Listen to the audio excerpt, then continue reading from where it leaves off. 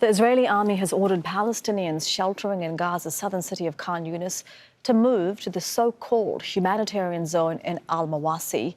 But Israeli forces are conducting intense airstrikes around Khan Younis, making it impossible for people to flee.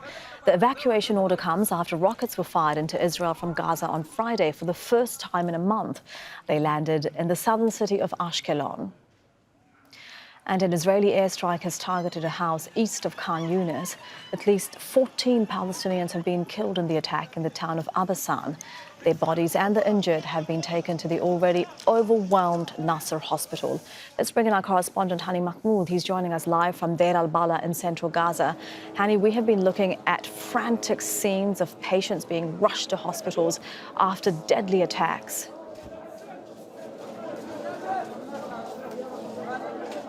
Yes, the past 15 minutes have been quite chaotic here at the hospital, as it just in an instant of a span of a few minutes, the scene in the hospital turned from a very quiet into, as you see, it's quite chaotic right now and overcrowded. The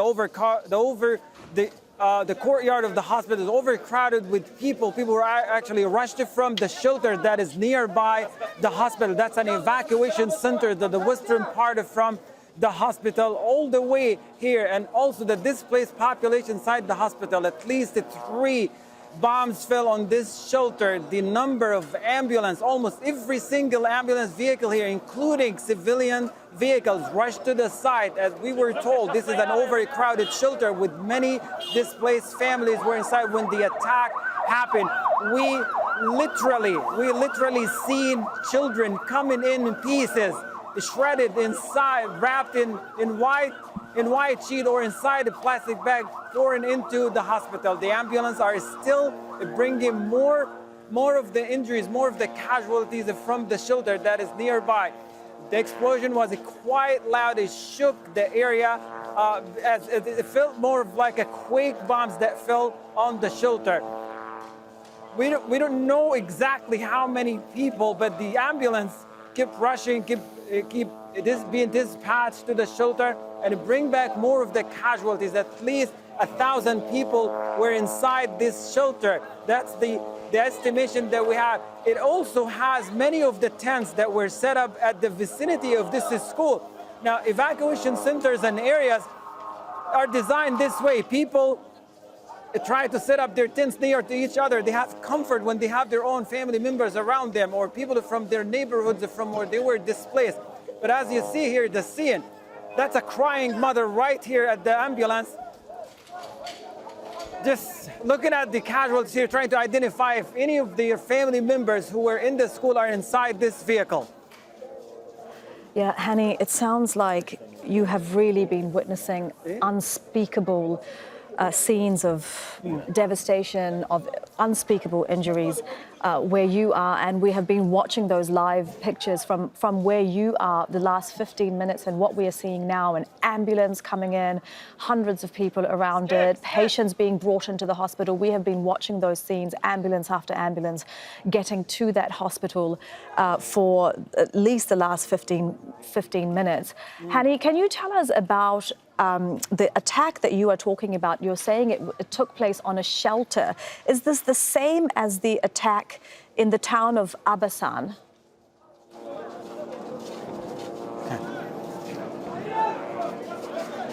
Well, right now what we're getting confirmed report that inside this shelter is a field hospital, and it was directly hit by one of these bombs. So there were already patients inside this field hospital in the shelter trying to get medical treatment. They were injured or killed in this attack. And this is the part of the psychological warfare. There is nothing or no place safe here, not even a field hospital inside the shelter. By definition, both of these locations are humanitarian and should be protected by humanitarian international law. But we're seeing those relentless Israeli airstrikes targeting the shelter where displaced families have been sheltering inside for the past 9 months. And now what we're hearing is the field hospital inside the shelter itself was targeted, and many of the patients who were inside are among the casualties arriving to the hospital. It's shocking to see the number of ambulances that's been dispatched to the area, including civilian vehicles, bringing injuries back to the hospital. This is the pattern of attacks, not only in Khan Younis and Abisan or other areas of eastern Khan Younis, but we've seen this pattern of attacks in Al-Nusayrat a few weeks ago, where multiple schools in the span of 10 days were attacked and bombed by Israeli airstrikes that were carried in the middle of the day or during the night, leaving hundreds of people killed. The vast majority of them were women and children. And just as of now, just looking at the number of casualties, looking at the people arriving here inside the ambulance, we're looking at completely 100% civilian population, women and children.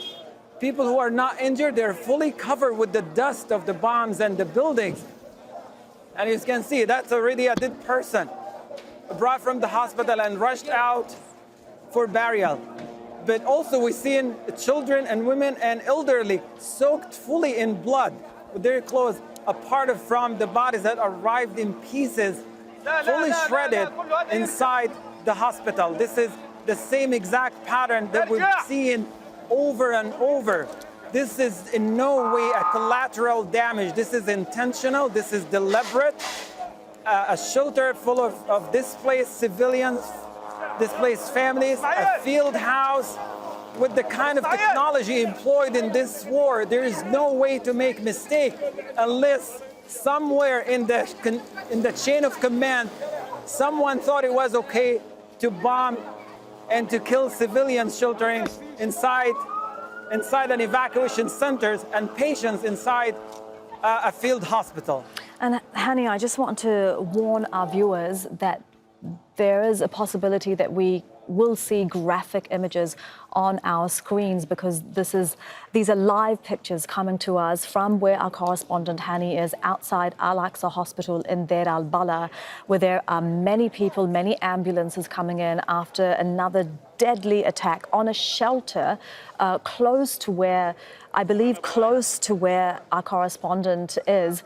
Hani, you were saying that this is the pattern of attacks that we have seen in Gaza for more than 9 months now, but I want to ask how what you're seeing today compares, how you would describe the scale in what you're seeing in those ambulances coming in, the kinds of injuries that really the unspeakable injuries that you are describing, that you've seen, how it compares, to the scale of attacks we normally see. You mentioned all of those attacks on schools that were sheltering people, refugee camps, displacement centers that took place around a week ago in central Gaza. And around a week ago, we did see one of the deadliest attacks, one of the deadliest weeks, rather, in Gaza since the war began, where more than 450 people were killed. And so how would you describe what you're seeing around you now? This is beyond catastrophic and tragic. The fact that we're seeing many of the civilians arriving in the ambulance, and either they're fully soaked with the blood, or they are in pieces, or they're already killed, losing a limb, or they're already dead. It's just an indication that the Israeli military is not showing any slowdown or let up in the attacks across the Gaza Strip, and mainly here in the central area, where we see the vast majority of displaced families have been pushed into this area more recently from Khan Younis city and Rafah city, when the Israeli military started its military maneuvers. And before that, many of the people who left the northern part and Gaza City poured into the central area. According to the United Nations, we're looking at least 1.7 million people are concentrated in the central area, at least 800,000 of them in Deir el-Balah city. That's a very small area, already packed with people, displaced people from the northern part in Gaza, and the number has increased with the more recent recurrent incursions of eastern Khan Younis, and more the past couple of months when people were pushed into further internal displacement into Rafah city. The one thing that we're certain about is the kind of injuries here that we're seeing have been subjugated to lethal weapons, the kind of bombs that are dropped, unpredictable rockets and missiles and bombs falling on their homes or their shelters. They are packed with shrapnels, they're packed with nails, they're packed with little pieces of metals that, when they're flying at a high speed, they cut through the arteries, they cause severe bleeding. And it doesn't it doesn't take time. It doesn't take time for any of the casualties arriving here to be pronounced dead, as they lose so much blood on the way that they're being transferred from the bomb site all the way to the hospital. So far, what we're looking at eight people have been killed and already transferred to the morgue of the hospital. The majority of them women and children, and we've seen them being transferred already inside the morgue of the hospital. As you can see from the frame, the entrance of the emergency department is quite chaotic right now and overcrowded with people, either people who are sheltering inside the hospital, or these are the family members who have someone sheltering inside the field hospital or the schools that was targeted in the past half an hour. Just to put a little bit of context here, just 45 minutes before the attack happened, and I was doing my live report here, the sounds of the drones in the background was so irritating. The drones flew at a very low level in the area, and we were just talking to each other. We know that the moment that we see these sky predators, these attack drones or surveillance drones, we know something bad is going to happen. And we were just talking about unpredictable bombs that is going to fall somewhere here. And just within minutes of talking, we heard the explosions of the 3 bombs that were dropped on the shelter and the field hospital inside of it. This ambulance is backing up right now, and that's a sign that the people inside the ambulance are already dead. They are taking them to the morgue. There is no point of rushing them to the emergency department because they were already dead at the site as a result of the intensity of the attack and the fact that it's quite destructive. The kind of bombs, as one doctor described it, when we interviewed them within the past weeks, they talk about the kind of weapons that are used. They're very lethal, apart from the fact that they are packed with these shrapnels and nails that cut through the flesh and cause severe bleeding.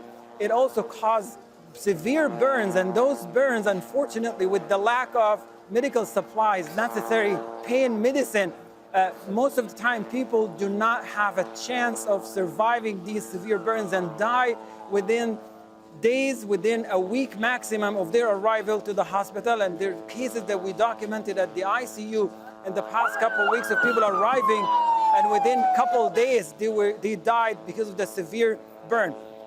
Here's the thing, these are lethal weapons dropped on a civilian population and children.